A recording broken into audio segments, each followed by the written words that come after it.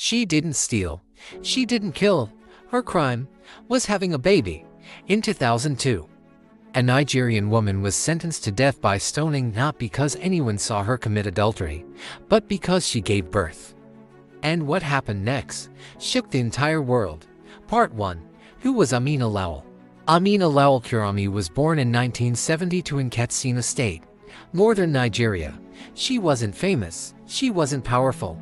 She was a divorcee, raising her children and trying to survive in a deeply traditional society.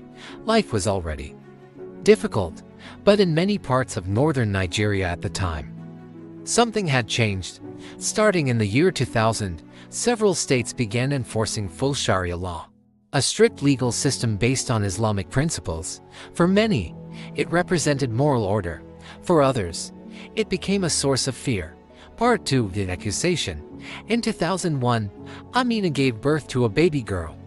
That single moment changed her life forever, because under the interpretation of Sharia law in her region, her pregnancy outside marriage could be used as proof of adultery. No witnesses needed. No confession required. Just a child was enough. Amina was arrested and taken to a Sharia court in Fontua. Part 3. The trial. During her trial, Amina named a man, Yahya Muhammad Kurami, the alleged father of her child. But he denied it. And here's where things became deeply unequal. Under the law, he was allowed to swear an oath on the Quran. He did, and just like that, he was acquitted, free to walk away. But Amina, she had no such option. Her pregnancy was considered physical, undeniable evidence. Part 4. The sentence. On March 22, 2002, the court delivered its judgment. Amina Lawal was sentenced to death by stoning. The punishment was horrifying. She would be buried up to her chest, and stones would be thrown at her until she died. But the execution was delayed until after she finished breastfeeding her baby. Even in judgment, she was still a mother. Part 5. The world reacts. At first, it was just another local case. Then the news spread, and suddenly, an entire world was watching.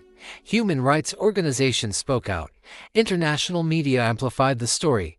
Millions of people signed petitions. Celebrities, activists, and global leaders condemned the sentence. Protests erupted across countries. Nigeria found itself under intense global pressure. Part 6. The debate inside Nigeria. But inside Nigeria, the story wasn't simple. This wasn't just about one woman anymore. It became a national debate. Should religious law override human rights? Was Sharia being misinterpreted? Were women being unfairly targeted? Some defended the system, others demanded reform. The country was divided. Part 7. The appeal. Amina's lawyers fought back. They challenged the case on multiple grounds. The evidence was insufficient. Proper legal procedures were not followed. Her rights under Islamic law itself were violated. They argued something powerful. Even under strict Sharia, the conditions for proving adultery are extremely high, requiring multiple witnesses or a clear confession. And Amina's case did not meet those standards. Part 8. The turning point.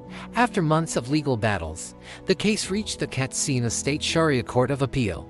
The world held its breath. Then in September 2003, the court made its decision. Part 9. Freedom. Amina Lawal's conviction was overturned. The judges ruled there were serious legal and procedural errors. The evidence was not valid under Islamic law. She was free. No execution, no stoning.